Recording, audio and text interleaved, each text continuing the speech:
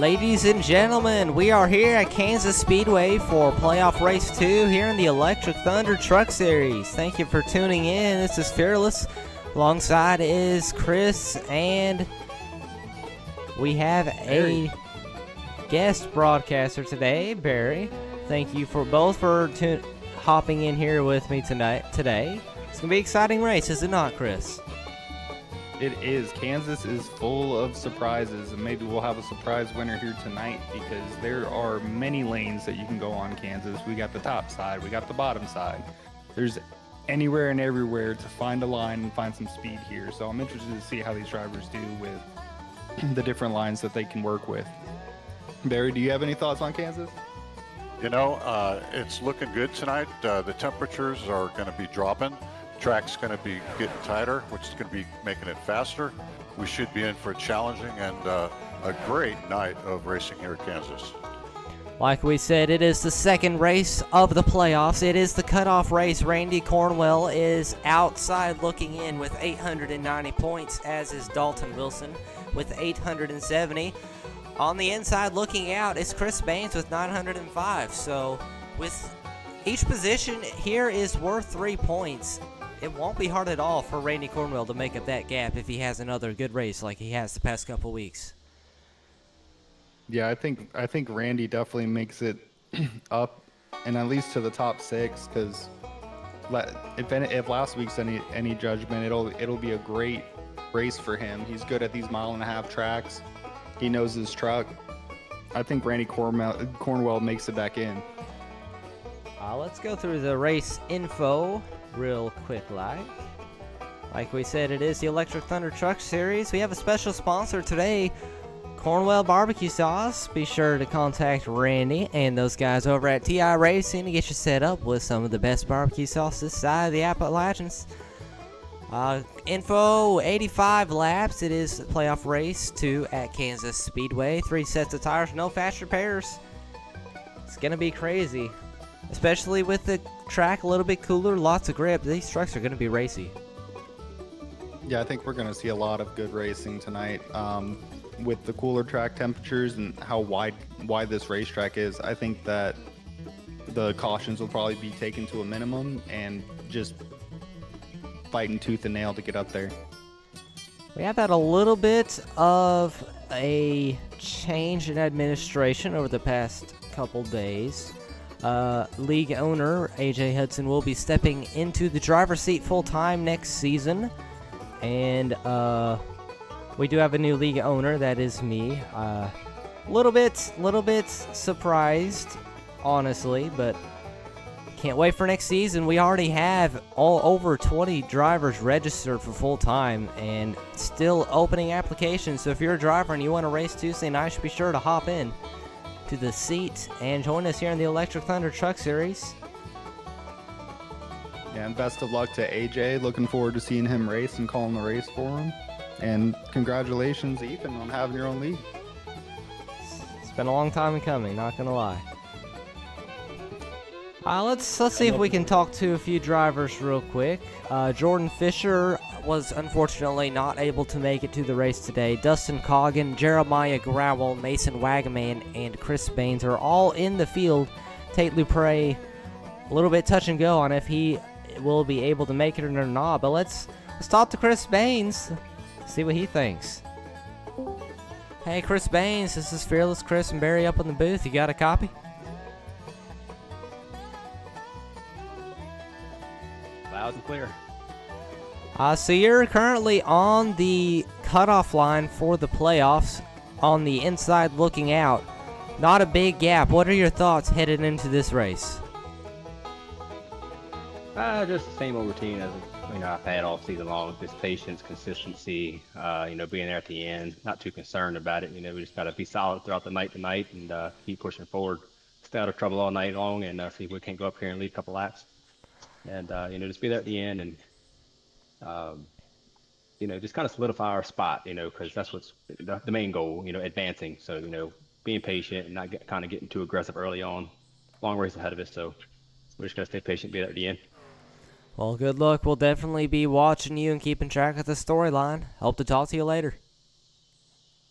Awesome, buddy. Appreciate you coming in. Thank you. That was Chris Baines in the number 80, currently in the 6th in the point standings. They are currently midway through qualifying. We are at 3 minutes of qualifying. Tim Aubrell is currently on the top of the leaderboard. It's going to be fun to watch Tim Aubrell next season. I know he's had an amazing past couple of weeks, so can't wait to see what TI Racing can do next season. That whole team has been pretty phenomenal. Hopefully, when people are working together, they're usually sharing ideas and sharing like what works at a track and what doesn't. Timothy Aubrell and team owner Randy Cornwell, they've both been at the top of the leaderboards in each race that I've watched. So they're definitely ones to watch on my list when it comes to this race.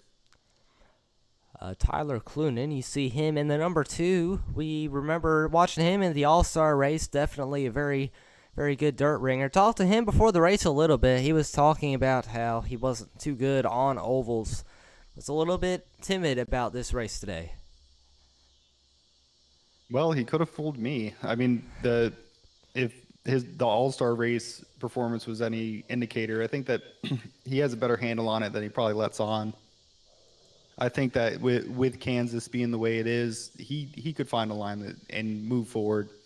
But all it takes is him just getting in there and kind of bumping elbows with everybody and figuring out what works and what doesn't.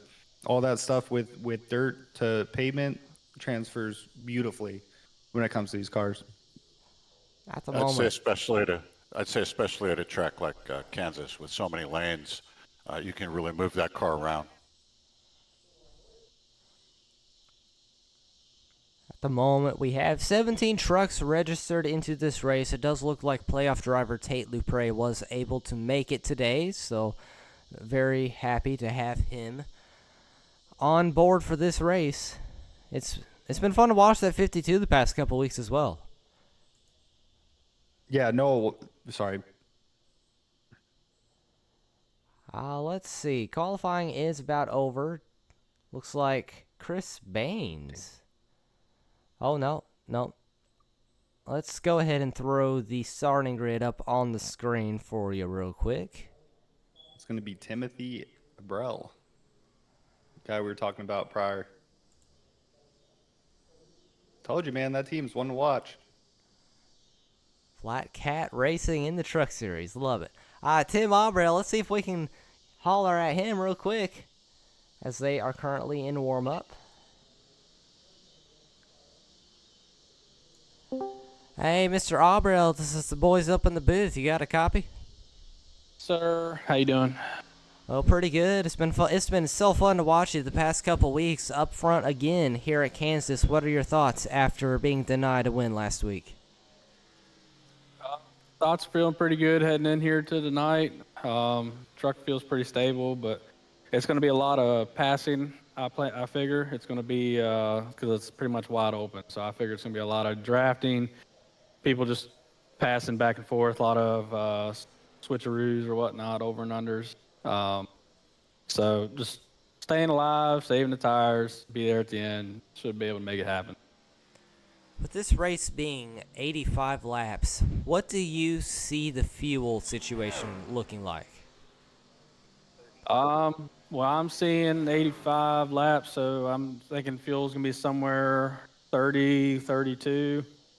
So, I mean, if it stays green, should have to pit twice to make it to the end. Cautions, as caution comes out, we'll play it by ear when they come out and what to do there. But if it stays green at the end, I expect everyone to come in twice. Well, congratulations on your pole sitter. Hope to talk to you later. Good luck. Yes, sir. Thank you. All right, so Chris, looking at this track, this very fast track, a little bit of tire wear, a whole lot of fuel strategy. Some really fast trucks, some playoff trucks kind of stuck back in the field. What do you think will be the funnest thing to watch today? I think the most fun thing to watch here today is going to be the guys who are riding the wall. Because I was watching a video of Anthony Alfredo, who's a professional truck driver now, Xfinity driver, and iRacing has worked in a way to use the bubble, and the bubble being the air between the truck and the wall, in order to ride that wall and get faster laps. So I would be very interested to see how people utilize that in this race, as well as seeing what the fuel strategy is going to be, because it's going to be very interesting if this goes green all the way, seeing who can make it and who can't. Definitely know who's going to be burning the gas up. Barry, you have any thoughts on Kansas? You know, Kansas is one of those tracks that you really you want to be in the draft. The draft is your best friend. You save tires, you save fuel. At the same time, you can't win from back in the draft. So you've got to pick the right time and the right moment to become aggressive. And I think that's what we're going to wait for tonight, to see who does what and when. So we talked with our pole sitter, Timothy Abrell. We've talked with Chris Baines, who is on the inside looking out. Let's have a shout out with Randy Cornwell real quick and see what he has to say and get a little bit more about our sponsor for today. Hey, Randy, this is the boys up in the booth. You got a copy? Yeah, man, what's going on? Nothing much. Just two things we wanted to talk to you about. First of all, tell us a little bit about our sponsor for today. Cornwell Barbecue sauces. I've been making them about 20 years. We got 3 varieties: a honey jalapeno, a spicy, and a sweet. Located in Bonaire, Georgia, local made, honey based, unlike anything else out there. Man, I'm about to buy so much, my blood viscosity is going to change. I'm diabetic, and it sounds delicious, sir. So I made it for ribs. I'm going to be really honest. If you put it on ribs about 30 minutes before they're done, let it caramelize, it is fantastic. Ooh, that sounds very delicious. Special thanks to you and your team for coming on board and sponsoring this race today. A little bit more of a serious note, you are on the outside looking in, only about 15 points, so I guess five spots ahead of Chris Baines. You have to finish. What are your thoughts headed into this cutoff race? I don't think it matters what I do. I'll probably not make the cut. I can't figure that system out. I finished second last week, and I'm still on the outside, so I have no idea. Well, hope you are able to put together a good race, and hope to see you in victory lane. It's been a while. Hope to see you in victory lane again soon. But good luck. Hope to talk to you later. Yeah, I appreciate it. Hope y'all have a good broadcast. Hopefully, we put on a pretty good show. I can tell you there'll be a lot of Cornwell barbecue sauce trucks out there.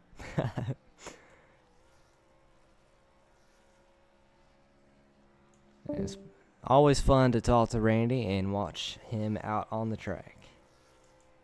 I'll ask him if they make a sugar-free one for you, Barry. Absolutely. That would make coming to Kansas wonderful each and every year. Oh, yeah. They got some good barbecue up there, too. Oh, yeah. There's real good barbecue here. That's a problem. Yeah. So currently in the middle of warm-up, so we'll step away for a short break and be right back. But be sure to check out Cornwell Barbecue Sauce and give them a good shout out for coming on and sponsoring our race today.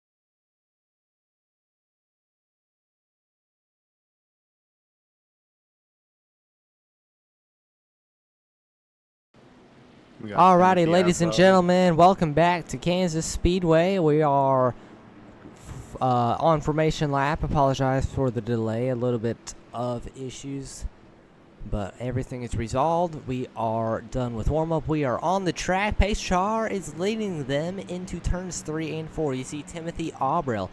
How about that 00? I haven't seen him up front almost at all this season, so it's good to see him. But Pace Car is on pit road. Tim Aubrell will lead them to green. Green flag here in the air here at Kansas. Timothy Aubrell gets a good jump off the start. Chris Baines looking on the inside. And this is what I love about Kansas. You go first lap and you got three wide trucks going at it. See that 12 truck, actually the 2 of Tyler Clunan. But you see, here comes Chris Baines. Chris Baines trying to get to the inside of Aubrell, but you know Aubrell, he's going to block Chris Baines as much as possible. Randy Cornwell has to finish at least 5 spots ahead of Chris Baines to advance to the next round of the playoffs as they go 4 wide behind him. 4 wide across a wide track, man. Chris Baines really putting the pressure on Timothy Aubrell. The 3 and the 80 breaking away from everybody else, but everybody else is drafting, side drafting, trying to get some type of edge on each other. 17, 12, and 22 seem to be racing each other pretty strongly for position. So Randy Cornwell is the team owner of both the 12 and the 17. Unfortunately, Chris Lewis, usually the driver of the 95, had to step away for this race. So that 17 car is racing for Randy Cornwell as a replacement, and hopefully he places well for Christopher Lewis. Yeah, it's about to be the Cornwell Barbecue Sauce show all around if they can get up here past Chris Baines. Yeah, that 17 car is up in the 5th position now. He's doing pretty good for his debut race here in the Electric Thunder Truck Series. Now trying to get to the outside of another teammate, Mason Wagaman.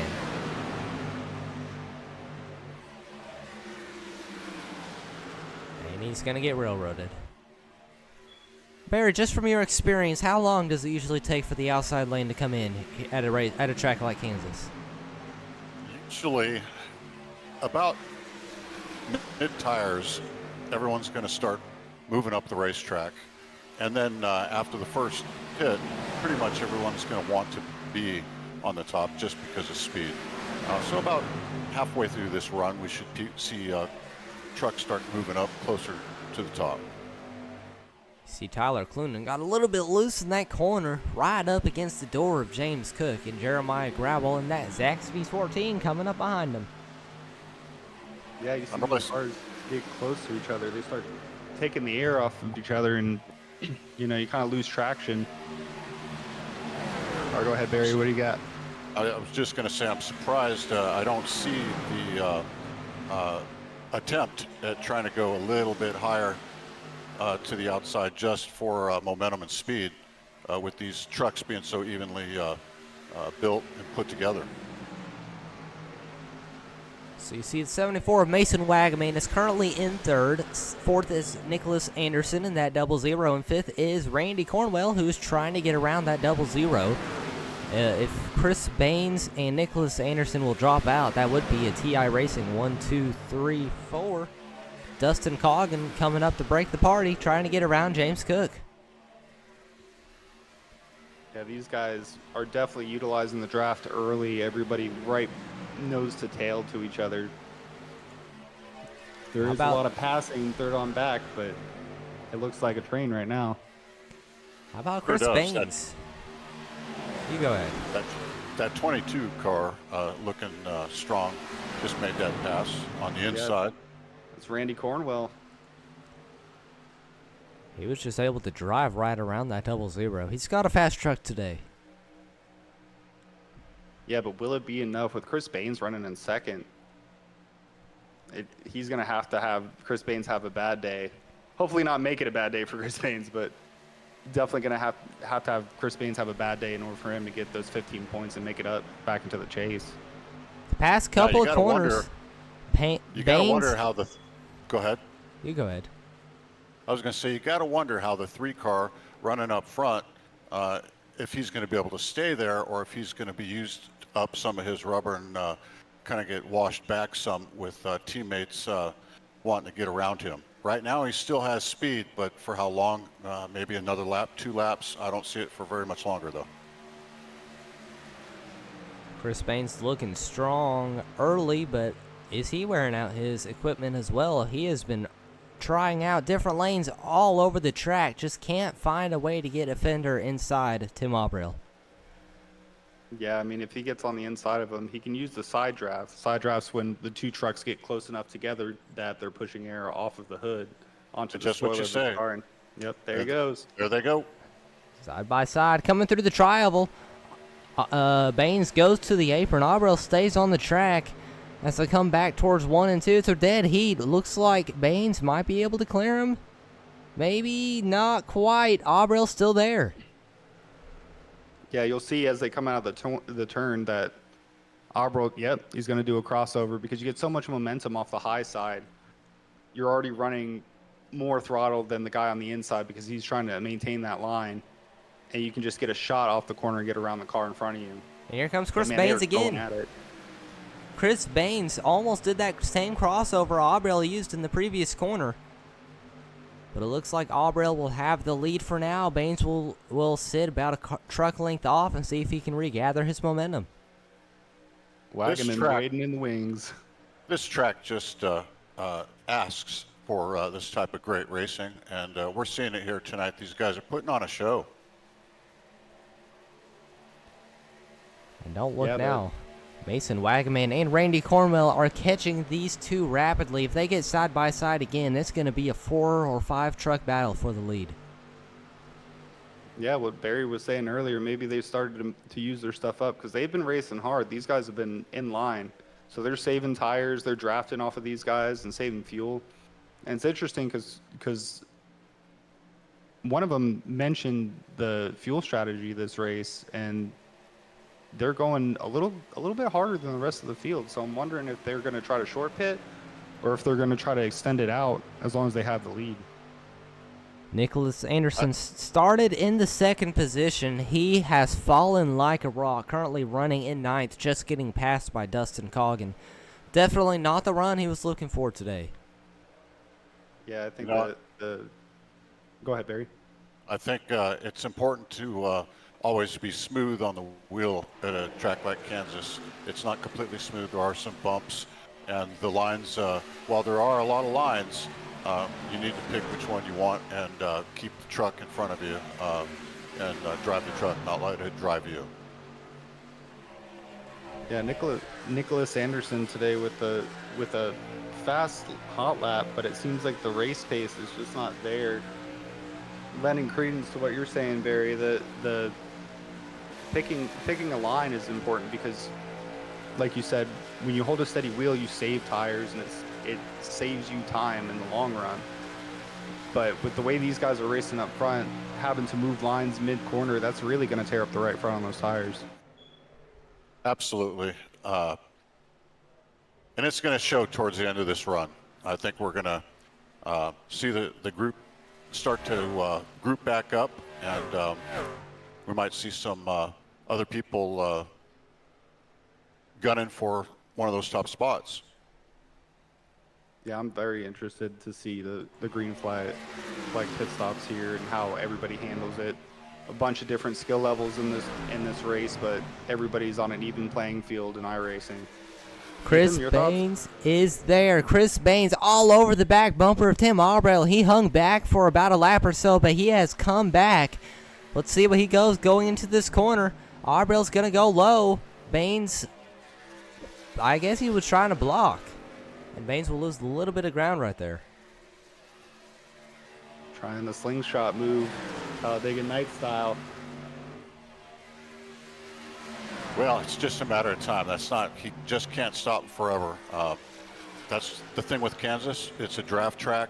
You're going to get passed. You just got to play your cards right and then do that passing back when it's the right time. Yeah, we saw that earlier with them going back and forth. I'm wondering now how the tire wear is affecting them up front with how much they've been passing each other, but they've broken away from the rest of the pack. It seems like the pack's kind of stringing out with everything going on. Ethan? The Nicholas Anderson currently 3 seconds behind the leaders in ninth, but there's already a second gap between second and third, and I can only imagine that's going to keep growing as these two drivers nose to tail. Baines is a little bit faster, but it seems like Tim Aubrell has a little bit better handling of the car. Baines just cannot find a way around Aubrell. And coming up on lap 20 now, our tire wear is going to begin to show, and trucks aren't going to be able to hold the bottom quite as easy. I think we're going to see lap times drop maybe as much as a full second. Yeah, it's going to be interesting to see with everybody going back and forth. Baines keeps wanting to poke a nose out front, but you see Timothy Aubrell, he'll come down. That causes air to go onto the front of the car, and it disrupts your handling. It's called aero blocking in regular NASCAR. And so Timothy Aubrell using some racecraft to kind of keep his lead and keep that 80 car at bay. At the same time, that 8 car is using Aubrell to save his tires and give just a little bit, maybe a little bit extra before they have to come in for fuel.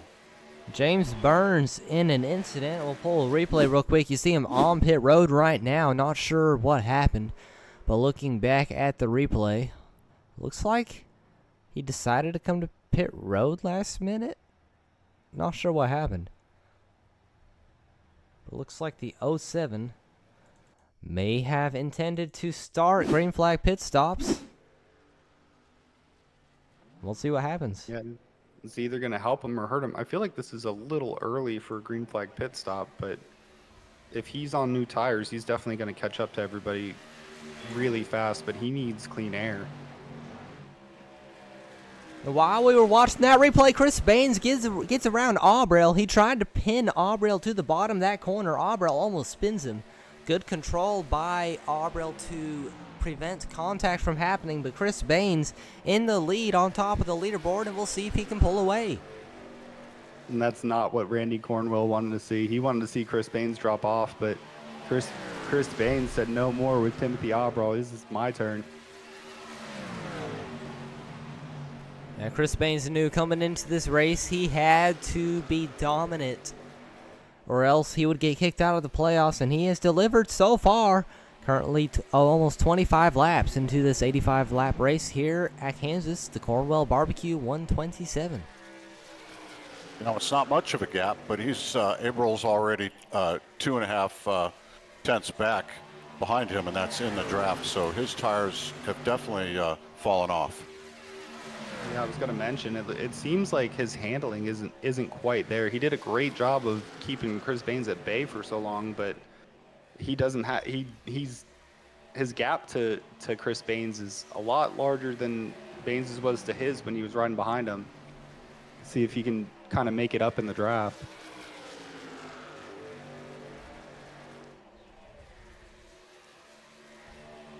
If the race were to end right now, looks like Randy Cornwell would be a full 30 points out of the playoffs.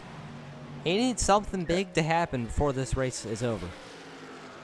Yeah, he needs to kind of start going through his Rolodex and seeing what is going to work and what isn't. He might have to offset pit strategy, short pit.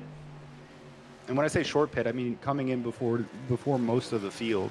When you come in before most of the field, it gives you a huge tire advantage to the point that you can almost gap the rest of the field, as we see some cars pull off for green flag pit stops. Tim Aubrell, Mason Wagaman, and Drayton Cook, all TI Racing teammates, all on pit road. And looky there, Randy Cornwell. He's still on the track running the same strategy as Chris Baines. Yeah, I don't know if I would have done that. I might have gone in before him just to have that advantage. Even one lap could make or break this race. It sure can. It could be 0.3 of a second difference by staying out that extra lap, and it looks like he's going to stay out another lap. Dalton Bernius into the pits, as well as Jeremiah Gravel, Dustin Coggin, and Tyler Clunan on pit road now. I wonder if he's just staying same strategy as Chris Baines. I'm willing to bet as soon as Baines pulls in, you'll see that 22 go in. We did Oh, talk no. to. Oh. Chris Baines on pit road. Randy Cornwell's still on the track. That's Well, surprising. It's surprising, but at the same time, what does he have to lose? There could be a late caution. He'd be right where he needs to be. Yeah. That's true, but he's gonna really have to hope that everybody seems to be getting in and off of pit road pretty clean. Maybe somebody with less experience on cold tires spins it out, but Here he comes. Randy Cornwell on pit road. Noah Walters to the lead for now. We'll have to see where he comes out. Let's see if we can find where Chris Baines is. There we go. Chris Baines currently exiting pit road. He's in the middle of turns 1 and 2 right now as Randy Cornwell comes into his pit stall.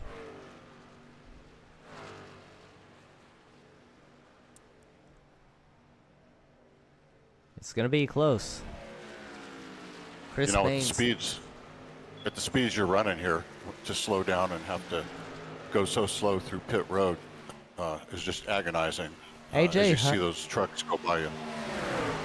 So Chris Baines came to pit road a lap later than Dustin Coggin and Dayton Cook, but you see Cook and Coggin going around him. So I don't know if this is cold tires. As you see them going around Randy Cornwell, that's Chris Baines taking the lead by a massive amount, as Cornwell still not up to speed yet.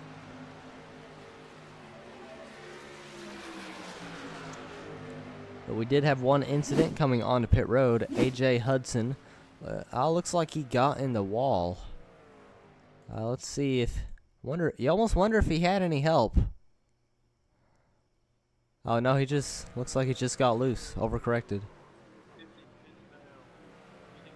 yeah, on cold tires, it's difficult on this track. It's not the smoothest of surfaces, but as far as tracks that we go to, it can get slick, especially on cold tires. You lose the back end of the truck, and you can go around easy. You have to wait for those tires to warm up before you really start pushing it.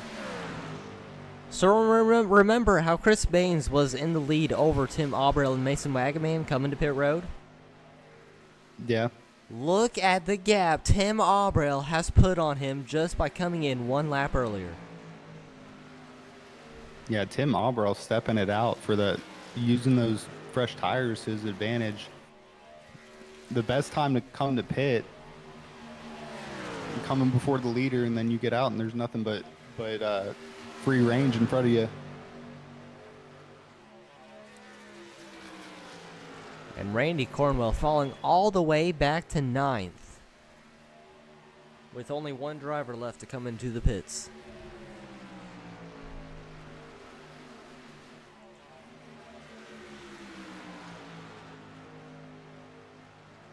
And you see him running pretty high up the track, too.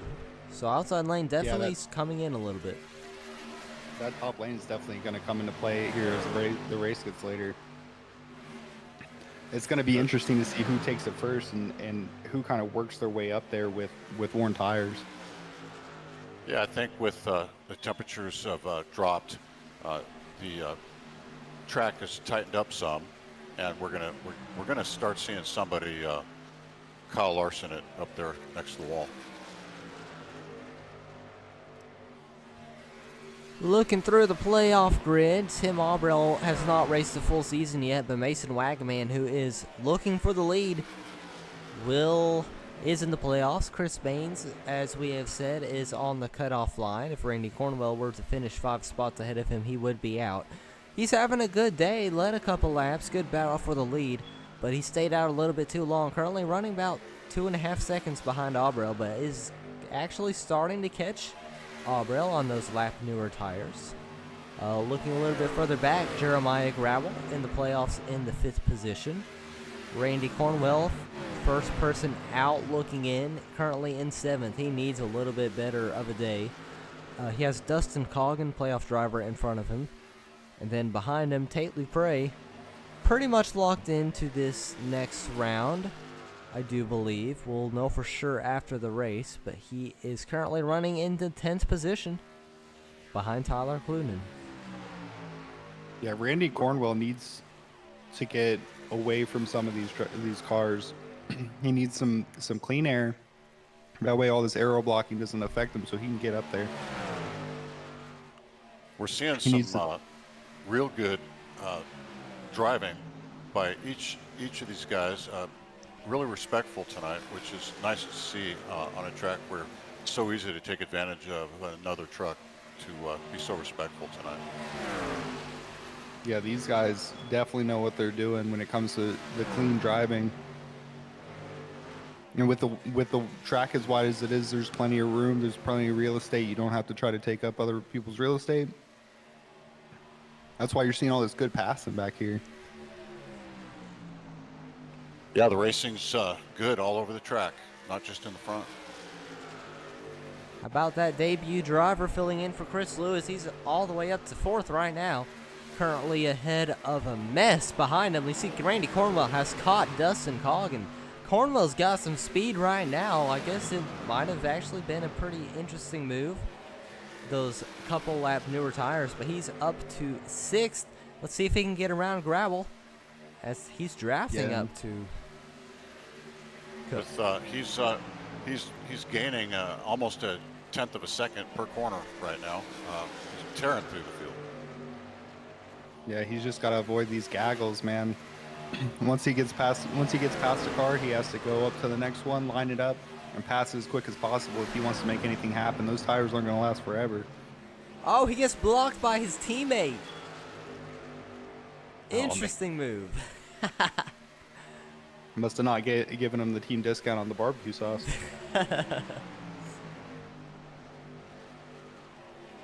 Randy Cornwell on a tear. He has closed the gap about 2 seconds since he came back on the track. Next in his size is that 80 car of Chris Baines. And he's got to get past Chris Baines. Those are the cutoff drivers. I think it'll be a big step in the right direction just for him to get past them. But remember, he's got to get 15 points. That's going to cost him a few spots to get up there. And right now, where Baines is sitting in 3rd, even moving back to 4th, even if he was to win this race, he'd still be out.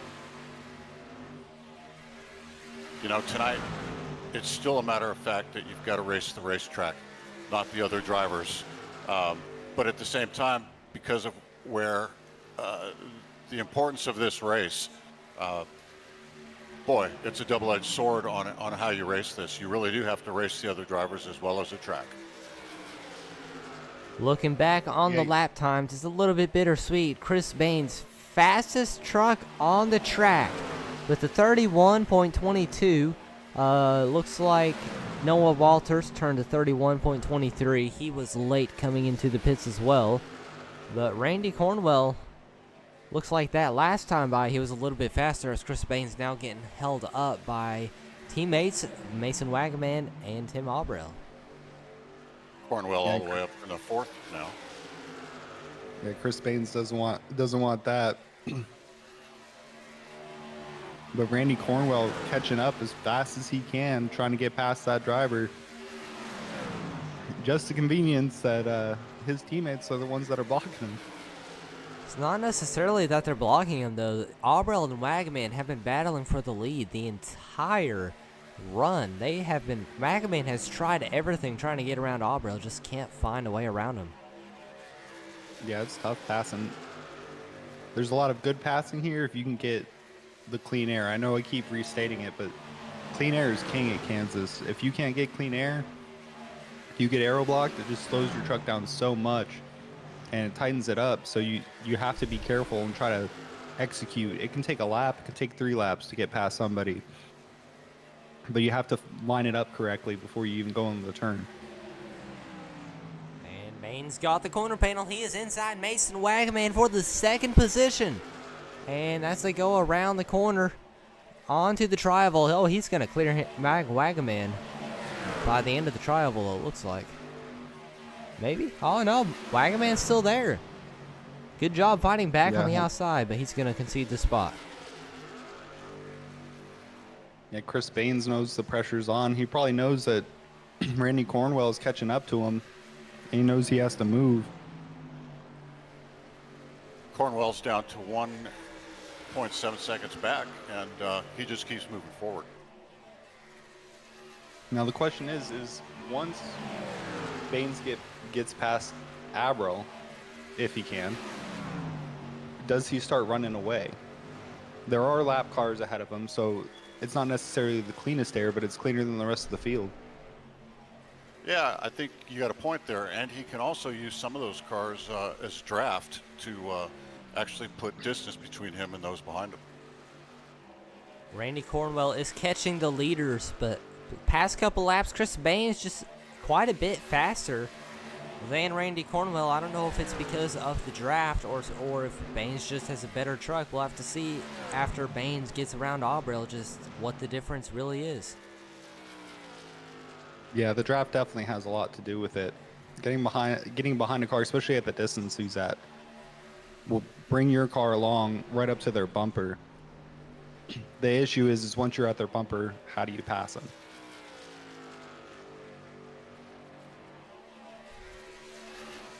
Looks like Noah Walters once again fastest truck on the field. Last time by, but Randy Cornwell, he's still not faster. He's faster than Chris Baines, but Jeremiah Growell has also been turning some pretty fast laps behind him. Just a little bit faster. Yeah, you have to wonder with Nicholas Anderson qualifying P2 and then having all these fast laps, if he's kind of wearing his tires a little bit too fast.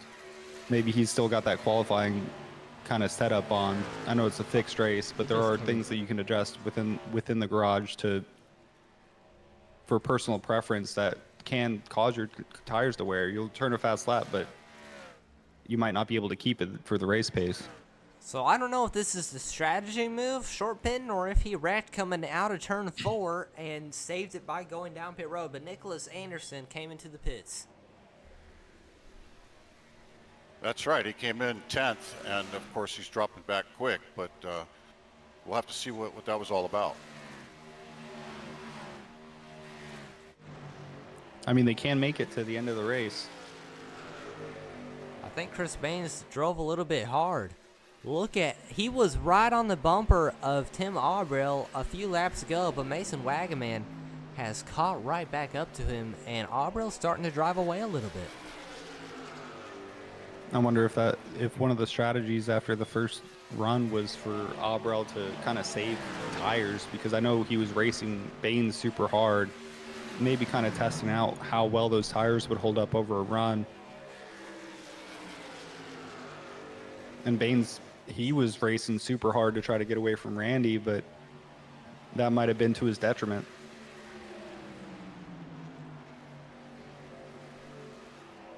Randy Cornwell now about second and about 1.2 seconds behind Chris Baines, the driver he is racing to try to get into the playoffs. Yeah, and remember, he's got to race him and then best him by about three or four spots. So this isn't over, but he needs Baines to make a big mistake. Yeah, and we're already on lap 53 out of 85 total, so he needs something to happen pretty soon. Tyler Clunan and Tate Lupre into the pits as well. Looks like the second round of green flag pit stops is starting a little bit early today. Yeah, we are in the pit window to make it to the end of the race, especially if you're a conservative driver or you're in the draft. But I have to think with Randy catching up as fast as he did, if maybe pitting later would be most beneficial towards the end of the race, because there's still enough laps left to catch up to everybody. It just depends on traffic and who you're racing by. Well, Randy Cornwell just short pitted Chris Baines. Randy Cornwell into the pits on lap 55. We'll have to see how this one turns out. Interesting move. Yeah, he swung it in there. And what I think is interesting is both times that we've had these pit windows come up, three of 3 of the 4 teammates have gone into pit and 1 stayed out. The one being the one that was racing for the lead. So it's interesting to see the rest of the teammates come in Here comes Baines. as Abrel and Baines come in. Baines saw what short pitting did last stint. He wasn't about to let Cornwell up him by so much, but here we go. Randy Cornwell trying to find. Oh, he's on the track. He's already passing Chris Baines. That wasn't Chris even Baines close. Yeah, Chris Baines doesn't want to see that. He's going to drop back. Cornwell already has new tires, so he's got a lot of ground to make up.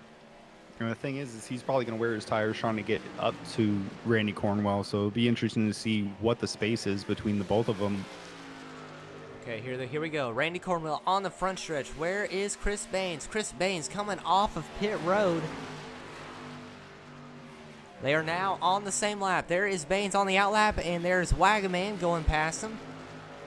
And here comes Randy Cornwell coming Made around up the a huge outside. amount of time on Baines. And Baines comes out in front, but on those cold tires, Cornwell's going to fly by him for now. And he's going to bring Cook with him. Yeah, Cornwell's going to have at least a lap on him in order to get ahead of him. Try to put some distance between them, but I don't see him outracing Baines here. I mean, knock on wood, Baines would have to make a mistake for Cornwell to get that last transfer spot. We're starting to see some real interesting decisions being made and strategies being played out, and it's getting close to the end of the race, and we're going to see how each of those decisions end up. Exciting. Chris Baines surrounded by enemies right now. TI Racing on every side of him. He is doing an amazing job fighting these drivers today. Yeah, wall to wall, completely surrounded by teammates. Abrel Timothy blocks him. Abrel almost pushes him down. Great control of the car with that little push. That could have been a lot worse. And Chris Baines just showing the strength he has had all day long. Now back in front of Randy Cornwell, and he's going to put another truck between himself and Randy Cornwell, possibly even take the race lead as they come around. Still side by side though. Yeah, you can see Baines go up to Abrel and kind of side draft, pushing that air on that spoiler, and then take it way low on him to try to break that draft so he can't do the same thing. He's been working out super effectively for him this race. Nicholas Anderson blocked him. Abrel almost pushes him into the wall. That was for position, but that will allow Chris Baines to clear for the fifth position right now. Top 3 drivers have not pitted yet, so now it's just Mason Wagaman and Chris Baines. We'll see how this turns out. You know, Timothy Abrel's not going to take that. He's got a big number 3 on the side of his car. I think he's going to be imbued with the spirit if he tries that again. It's been fun to watch that 80 and that 3 go at it all day long. Yeah, and it's the same criminals every race, huh? Like Baines and Abrel have been going back and forth. They were going back and forth to Charlotte as well, and it's been really fun to watch them. Cornwell and Anderson just almost got into it. Very good driving to keep the 22 off the left rear of the 00. Oh, Yeah. Anderson goes up to try to get away from Randy Cornwell, but unintentionally blocks Dayton Cook. Or was that intentionally? I'm not quite sure anymore. I'm willing to bet that Anderson is wearing his tires out a little bit faster than he should be, and the handling in his truck is going away. With as fast as laps as he's running, he's slowing down in a major way each time they come in for pit. He's already running 31-second lap times when all these other drivers are still in the 30s, so he is definitely does not have the speed. Yeah, and I don't think it's the effectiveness of his driving. I think his driving is good. I think what's happening is that he is pushing as hard as he can every lap, And while that might work on the short run, this is a long run race for sure tonight. No cautions, green flag pit stops. He's just kind of pushing his car past what it should be doing. Absolutely. These trucks will last a whole run, and you can keep speed in them, but you got to take care of the truck. You can't make it do what it doesn't want to do. Big shout out to these drivers for going an entire race without a caution. It's been absolutely amazing to watch. I don't know if any of you people tuning in have tuned into any of the other leagues broadcasted, but a couple weeks ago, another race at Kansas in another league. Caution after caution after caution, and we have gone green for 65 laps so far, and honestly, I don't see a caution coming out now. It's a testament to these guys and their skill on this track and probably every other track. They're just doing a great job here tonight. Yeah, for those of you that are familiar with iRacing and who have played the game, if you've been an official compared to this race, you know what a testament it is to the way these guys are driving. To see a 85 lap race without a single caution would be nothing short of a miracle in an official race. These guys really know what they're doing.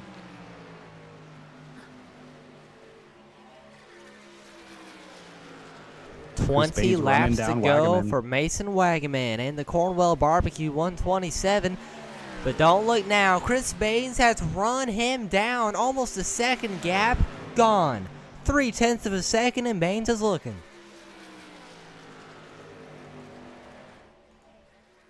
And it's cool. Look at these paint schemes. Like, some of these guys get paint schemes made. Others use an app called Trading Paints. You have the AC Delco throwback to Dale Earnhardt Jr.'s championship run in the Busch Series, and then you have the RCR3 on the side of the Cornwell Barbecue Sauce #3, Timothy Abrell. Shout out to the guys doing these guys' paints. They look excellent. Oh, Baines makes a Oh, mistake. they contact! Oh, Timothy Abrell, and Baines goes into the wall. That Oh was the my. mistake that Randy Cornwell was waiting to happen. Unbelievable. We're going to have to closing watch speed was replay of that. incredible. I don't know if Man, that was just frustration from hard to pass for the entire race or something else. I should have knocked on wood. Never had to, though. I wonder if you would. Man, that has to be super frustrating and Oh, almost what happened to Baines? He nerve-wracking. just, stopped in the middle of the corner. Yeah, Abrell closed on him super fast. I'm wondering, it looks like he hit the apron and Let's ride along with that three truck of Tim Abrell and just see Abrell's point of view from that.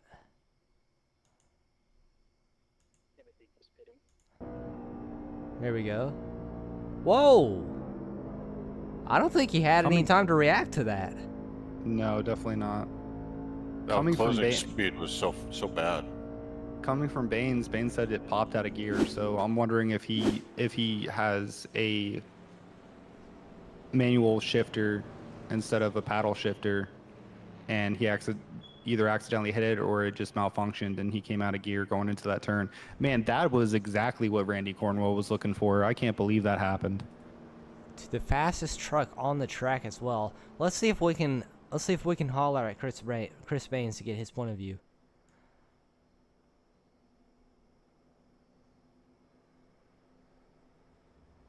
If I can get him down here. Come on. There we go. Hey, Chris Baines. This is the boys up in the booth. You got a copy? Oh, yeah, I got you, man. Well, it's been so fun to watch you all day long. Definitely the fastest truck out there. Talk us through what happened. So I was going through the corner, and I didn't even realize that somehow, some way, she popped out of gear on me, and I was in neutral. So I was flat-footed, and next thing you know, unfortunately, I think the 3 was behind me, and he got caught up inside that as well. So I hate it for everybody involved. We had a super, super fast truck tonight. It's just been bad luck these past couple weeks. But we'll be back. I don't know how dampering it'll be on our championship hopes, but we're going to keep grinding, and we'll be back next week. Just unfortunate.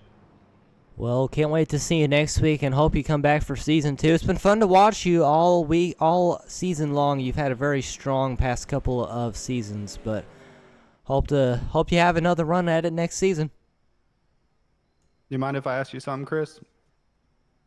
Sure, no problem. Go ahead. So you said it popped out of gear. Do you have paddle shifters, or do you have like an actual force out of gear? I have an H-pad shifter. Okay. Like it goes through 1, 2, 3, 4, 5, and 6. And I don't know. I've never even. It's a Logitech. I don't know why or how. But next thing you know, I'm looking down and it's using neutral, and I'm like, what the heck? Like, it happened so fast. And then unfortunately, I think it was the 3 who was behind me who collected me. I might have been able to figure it out by that time, but it was just, it happened so fast. That 3 was there. It's just bizarre because I was full song, and next thing you know, it's like in neutral. I don't know if I let out a throttle and it went or what, but just unfortunate. It sucks. Yeah, I'm sorry about your luck, man. We were talking about it, how it didn't seem like it was gonna be Randy Cornwell's day because he's behind you in the points, but that was a mistake I was not expecting. You did a great job this race, and appreciate you coming up to the booth. Yeah, guys, I appreciate you guys having me. I'm doing everything I could. Just unfortunate bad luck, but we'll be back next season to go again. All right, it was Chris Baines. Very, very unfortunate for him. And I guess the plan for Randy Cornwell is just got to keep it clean. I mean, if he gets wrecked, he's going to be out just because of that. I mean... Oh, he's not keeping it clean. He's up there mixing it up with the lead with his teammates. Look at that. TI Racing, 1, 2, 3, 4. And Dustin Coggin. Well, he can't do any better than to pull in a victory, and that would be the best he could do for tonight. Everything else just got to fall into place. Boy, that 3 just put his nose under there. I'm surprised the 3 has such a good head of steam after that wreck. It seems like his car's running fine. He's running for the lead. And there's going to be an awful lot of barbecue sauce when they get home if one of them wins this race.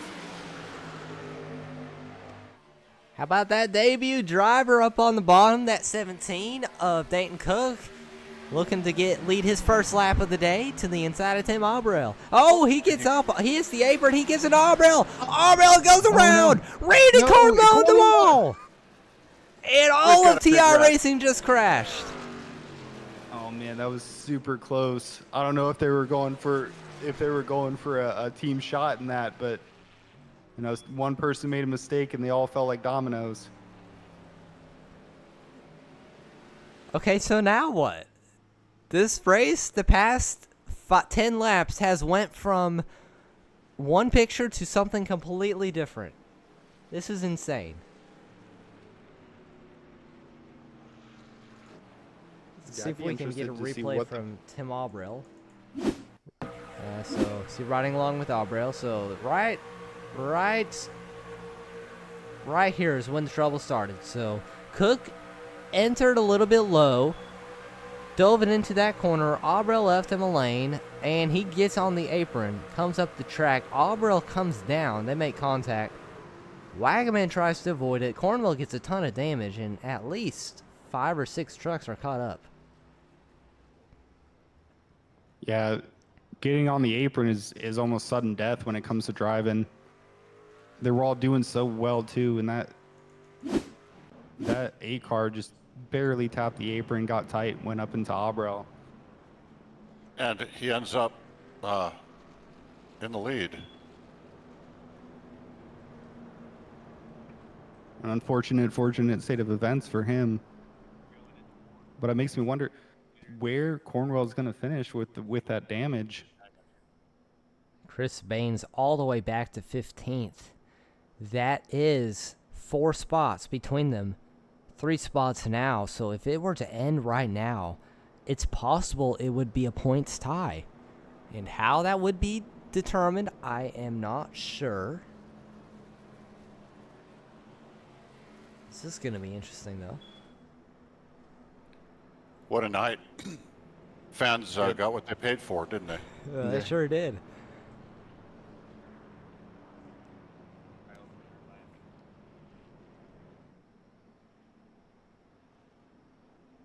This might be an event of glory to heartbreak. Randy Cornwell, all he had to do was, race it out for the end of the race, and getting caught up in this is putting his whole points situation in jeopardy.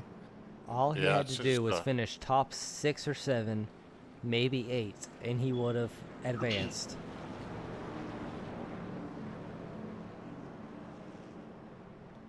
Looks like he's on the track right now.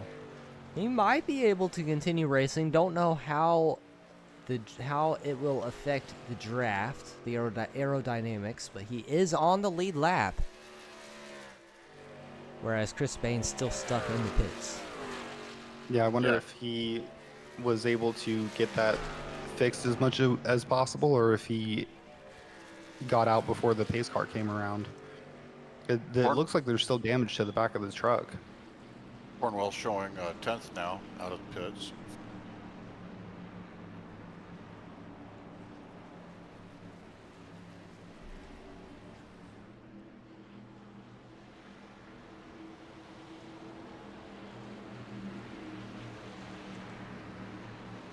We went from no cautions the entire race to the 2 big storylines of the day taken out back to back.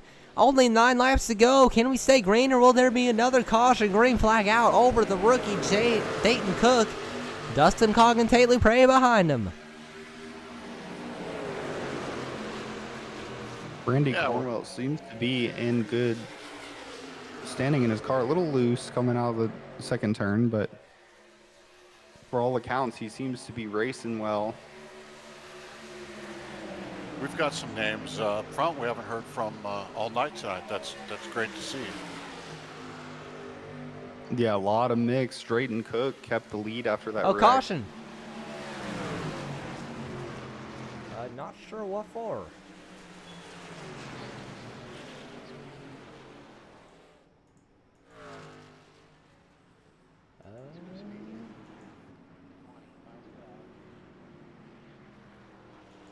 Yeah, not sure what the caution was for. We'll ride along with James Burns. He was a little bit. Oh, was this it?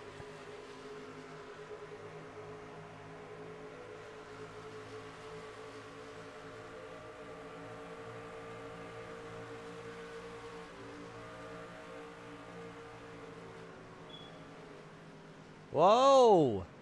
That was Mason Wagaman that brought that caution flag out. Looks like he hit the apron with that damaged truck. That will bring out caution flag once again. Yeah, Randy Cornwell must still have damage. He's coming back down in the pits, hopefully getting it as fixed as possible so he can race that car. Coming out of turn 2, he seemed all right, but you could tell that there was definitely a difference between the cars ahead of him and the cars that had gotten in that wreck. Well, there's some hopes that have definitely been dashed tonight, and for those drivers, it's a sad ending. But there's still an opportunity for those drivers that maybe aren't normally up front, and some other drivers who can even solidify their position even stronger tonight. Yeah, one of those drivers being Tate Lupret. He's not quite on the cutoff line. He's got 55 points to the good coming into this race, but he's running in second, and that's going to add a big cushion for him, especially with some of these drivers that are out. You're absolutely right, and that's what it's taken tonight. We heard from the drivers earlier that it was going to take patience to move up slowly, to pick your time, and we can now see some of these drivers that have moved up towards the front. That's what they've done the entire race, is had patience and made moves when they needed to. Yeah, you can definitely feel the patience running out. Those, we're starting to get into the cautions portion of the race. We're talking about how good everybody was doing. Yeah, we're getting to that. We're at 5 to go now, so 4 to go. So we're going to get that shootout here. It's kind of like a Friday night lights here.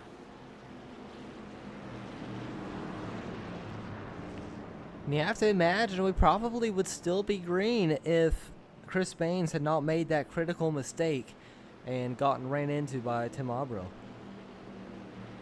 Yeah, what's funny is it wasn't even. It sounds more like a malfunction with his shifter.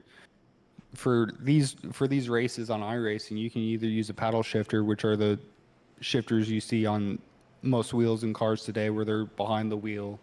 You just press it and it goes up or down. He had an actual manual shifter, and it sounds like it either malfunctioned and went to neutral, or he accidentally tapped it or something like that. But huge mistake, and it's gonna cost him a chase spot if Randy Cornwell can stay on track. Unfortunate incident for sure. Here we go. 5 laps to go. Pace car is on pit road. 4 at the line. Dayton Cook inside. Tate Luprette outside. You see Coggin and Anderson behind him. Green flag is back in the air.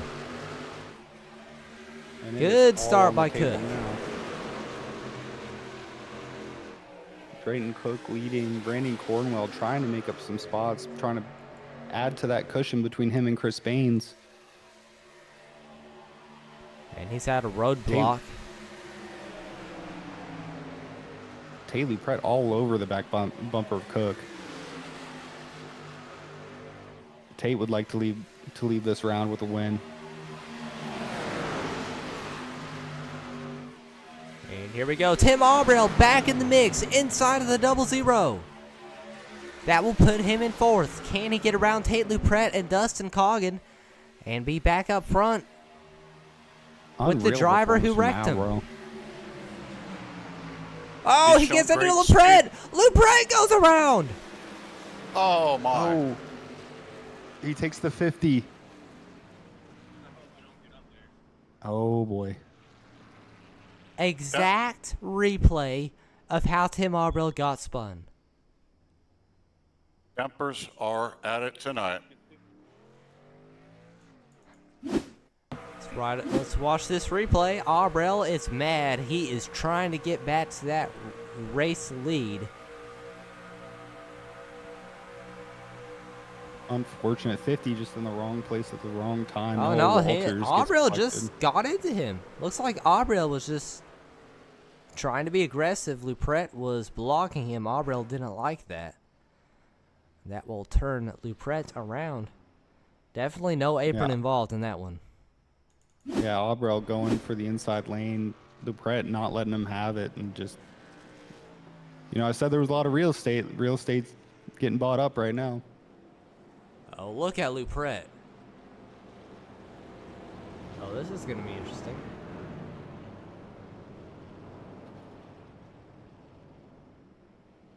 Luprette came over the radio, said, "You better hope I don't get back up there to see if he can do it." Already spun Abreu.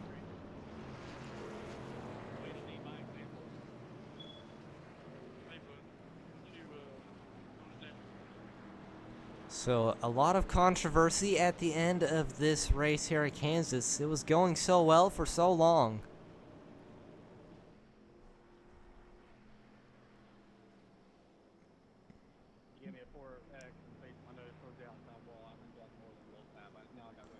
We'll rack him up for a green-white checkered.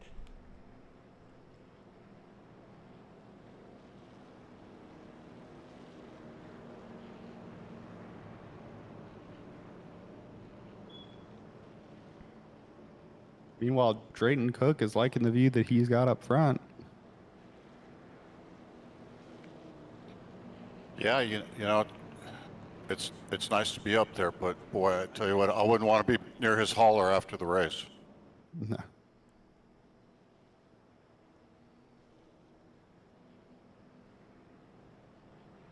Looks like Abreu will get the end of line penalty, or not sure what's going on there, actually.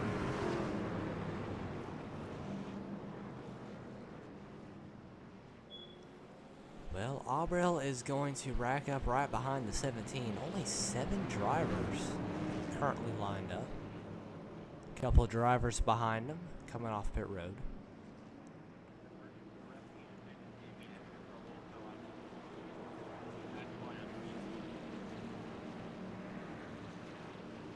Randy Cornwell, looks like he's trying to save fuel. Running around on the bottom of the track. Oh no, he came out of pit, and so did Chris Baines. But Chris Baines, 15 laps down, I don't know if he can add any to what he's doing to try to pick up points with so few laps remaining. I mean, Cornwell needs to get a few more spots. I mean, he might get one. It looks like he's going to get one from Tate LePret this time. But Cornwell 1 lap down. That's not going to be good.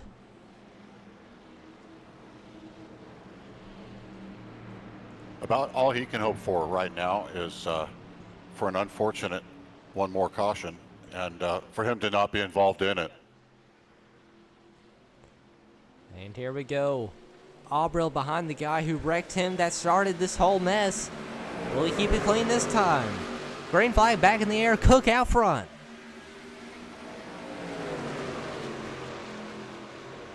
Cook can control the race. Nicholas Anderson, good on the short run. Let's see if he can make anything work. Surprised to see him up here after all that tire wear. What's surprising to see Abril up here. How's he doing it? He's there. Looks like he backed off. He looks like he learned from that Tate LePret incident. Thankfully, he does back off. He will not get into the 17, but it was close. White flag. It helps racing a teammate. And Cook's gonna give him the bottom. There are no teammates on the last lap. Here we go, side by side. They almost door slam. Coggin bumping the Aubrell machine as they head into 3 and 4.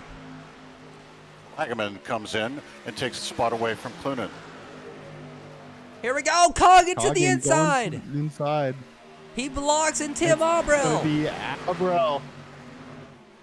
After a controversial final 15 laps, Tim Aubrell will come away with the victory. What an amazing race Kansas has put on once again.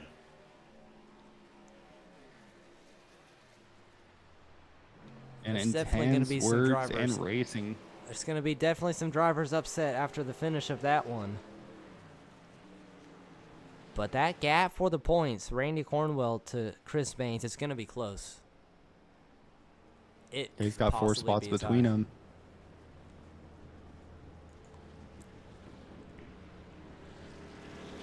It looks like Cornwell finished 10th, but a lap down. While he's doing his burnout, let's see if we can pull in our debut driver, Dayton Cook. Hey, Mr. Cook, this is the boys in the booth. You got a copy? I do. How are you? Well, it's been fun to watch today on your debut race here in the Electric Thunder Truck Series. Congratulations on a second place finish. Talk us through your race. Yeah, pretty ordinary race. Tire wear was a problem there in the middle. Just didn't really have it like Tim, Randy, those guys did. They were pretty fast, the 80. All those guys were quick. So, but at the end, got a couple restarts, got a chance to get up front, and made a mistake there. I think I got into Tim, so just wanted to make sure he got his spot back. I at least owed him that much. So, talk us through that incident that possibly took Randy Cornwell out of the playoffs. I think I got the apron. I have to go back and look at it. I haven't looked at it yet, but I think I got the apron. I came up. I think I got into Tim. It all happened pretty quick. Like I said, I'll go back and look at it, but yeah, I apologize to those guys. That wasn't what I was trying to do there. Well, congratulations on second place finish, or third place finish, my bad. I hear you're coming back full time next season. It's going to be exciting to have you. What are your thoughts headed into season 2? Oh yeah, I'll be back for next season. Excited to get back into this. It's been a couple months that I've been on here, so get back into league racing and kind of get my feet wet with the new group of guys. So definitely excited. How did you feel about the racing tonight? There was a lot of clean racing up until the end, and then everybody got super aggressive. But overall, how do you feel about racing with these guys next season? Pretty good. Honestly, until the cautions at the end, it was pretty clean, and I mean, I think I caused probably the biggest caution at the end. So, no real issues there. A lot of room was given. It's just the nature of the track when you go to places where it's pedal matted to the ground the entire way around on new tires. It's like a restrictor plate race. People are going to make mistakes. People are going to get into each other. But once the field was spread out, it was pretty clean. Pit stops, couple green flag stops. That was nice to see. Is there anybody you'd like to give a shout out to before we let you hop off? Oh, we already know. I'll be honest with you. I didn't get a list yet. I guess kind of last minute for me to get in here today. But yeah, just all the guys at TI. Appreciate the opportunity. Chris, you guys for putting on the broadcast. Cornwell Barbecue Sauce. You guys haven't gotten it yet. Run on over there. Grab it. It's pretty good. I got one in my fridge right now. But yeah, I appreciate you guys, and we'll look forward to seeing you guys next week. Well, congratulations again. See you later. Good talking to you. Yes, sir. Have a good night. That is Dayton Cook, currently finishing in the 3rd position. And let's see if we can pull in Dustin Coggin for an interview. I know probably a little bit hot over the way that finished, but let's pull him in real quick. Oh, that didn't... Ah, there we go. Hey, Dustin, this is the boys up in the booth. You got a copy? Yeah. Well, congratulations on 2nd place. So talk us through your race. Oh man, to be honest with you, I'm not usually good at these kind of tracks. I do better at short tracks. I just kind of got lucky at the end and got up front with those last yellows. And on that last restart, I kind of figured Tim would have been better because he had fresher tires. I had older ones, so I just kind of settled in where I could get in and rode around, and it was a good race at the end. I was pretty pleased with it. I was really hoping to crack the top 5, and that was about all I was going to be able to do. I know a little bit of controversy around a couple of those cautions. Talk us through your point of view of when Aubrell drove it in and tagged Lupret. I couldn't see it, man. I wasn't even looking that direction. I do know the one that I was really, it almost destroyed me, is the one where one of them hit one of them and shot him up the racetrack, man, and I was pretty much in a bubble when I was in between them. And I luckily did not get any damage from it. I don't know how. Is there anybody you'd like to give a shout out to before we let you hop off? Man, my family lets me do this every night, and guys at Old Money Racing, we're getting better, we're improving, our trucks are getting better and faster, and we're coming back for season 2. Well, congratulations again. Can't wait to see you. Yep, thank you, man. And last but not least, let's talk to the man of the night, Timothy Aubrell. Hey, Mr. Aubrell, this is the boys up in the booth. You got a copy? Yes, sir. How you doing? Pretty good. Well, you had a interesting night, to say the least. To talk us through your race in general, and specifically the last couple incidents you were involved in. It was definitely interesting. Is a good word. It was eventful. Started up front, ran up front most of the race. Had a green flag pit cycle. Took the lead again. It was really good on the long run on the older tires versus the 80 and the 74. Did the last pit cycle, and the 74 pitted a lap before me in the 80, so the 74 got a little bit of a gap. However, with many laps to run down, we could run him back down. So I let the 80 go when he wanted to race me real hard, so I could get behind him and we could just draft to get back up to the 74. And then I was planning on making my move, but the 80 claims that it popped out of gear or something like that, which I don't know how it happened. He said he didn't know how it happened either. He said it popped out of gear. And, I was just right behind him, and it's on a turn where it's wide open, and then he just comes to a stop. So that was one. And then that brought the caution out. And then, just like typical NASCAR, cautions bring cautions. So now we're up front, and we got a pack of us, and we're all fast, and it's all just relying on the draft. And I got back in the lead, and then Cook was coming in on the bottom, and he clipped that apron, and it slid him up towards me. He caught it, before he got to me, but at that point, lit up probably a foot and a half, and we were just right there. We just kind of touched. So that was unfortunate because that ended up taking out, most of our team, which seems to kind of be the story. We got a fast team. We're always up there. I mean, then we were running like 1 through 5 right there. That was all of us up there, and but we're all racing hard. We're getting late in the race. I think at that point it was like 15 laps to go. So got into it there. Luckily, whenever I went to pit, I only had 50 seconds of option. So I got new tires and got it all fixed.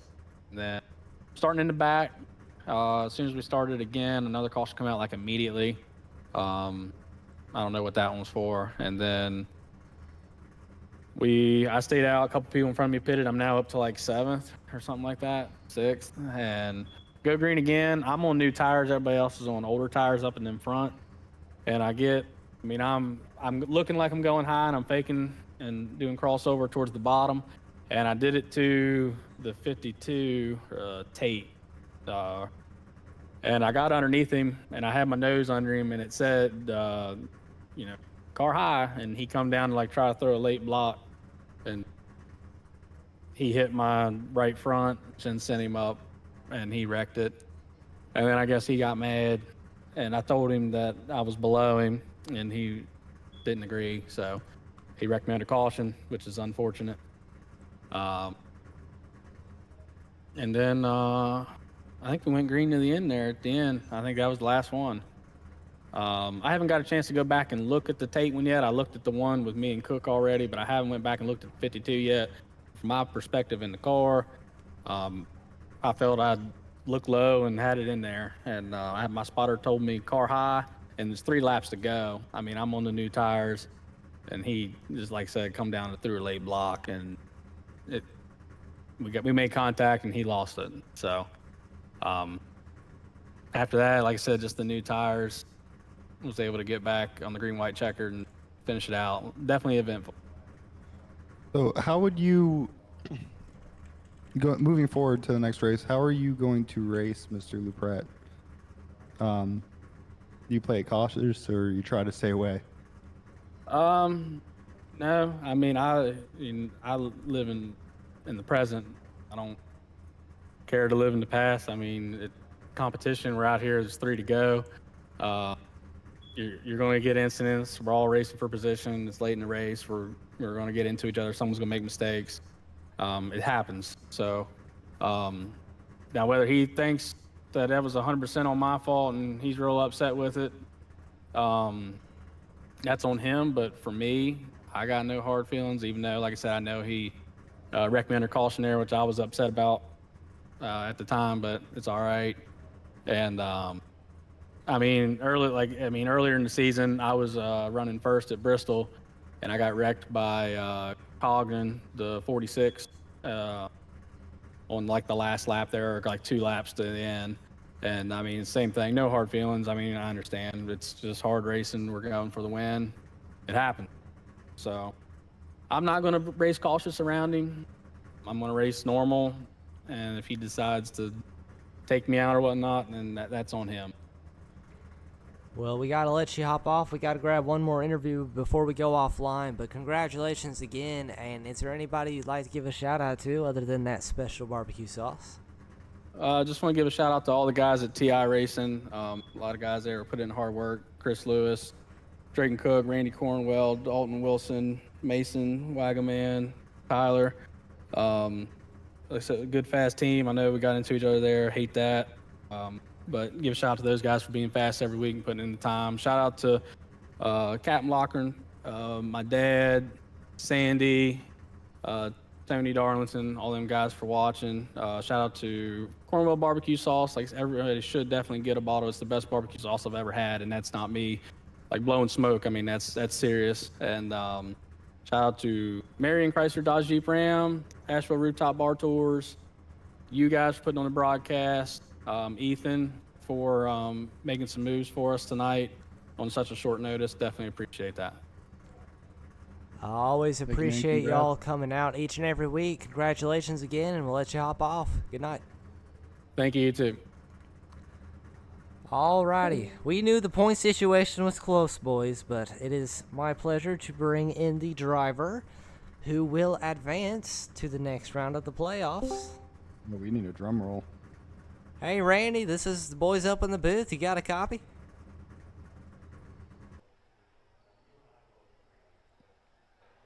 Mr. Cornwell. I think he is not here right now. Well, hopefully he'll show up soon, but man, we knew it was close. It comes out to be a tie in points. Randy Cornwell and Chris Baines tied at 930 points. And you remember last week, Randy Cornwell, second place finish, and that will be what moves him to the next round of the playoffs here in the Electric Thunder Truck Series.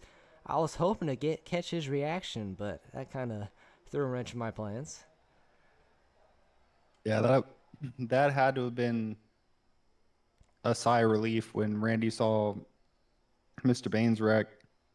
But man, after getting caught up in that wreck, he had to be right back in the hot seat. But congrats to Randy for moving on in the chase, and Mr. Baines, I hope, does just as well, if not better, next year. But man, that was probably the event of the night, was Baines' gears going out of whack and getting hit by Abril. That was drama. Very exciting race here at Kansas. Unfortunately, we will have to hop off soon. But any final thoughts before we get off for the night? Barry? Well, I'd like to thank you all for inviting me out to help talk about these great guys in the league that they have and the racing they put on and the show that they put on for us all tonight. It was great evening. The fans who watched it got their money's worth for sure. Yeah, great job, Barry. Well, we'll hop off for the night. Thank you for tuning in to the Cornwell Barbecue Sauce 217 here at Kansas Speedway. It was a very exciting race. Be sure to tune in next week for the first race in the next round of the playoffs.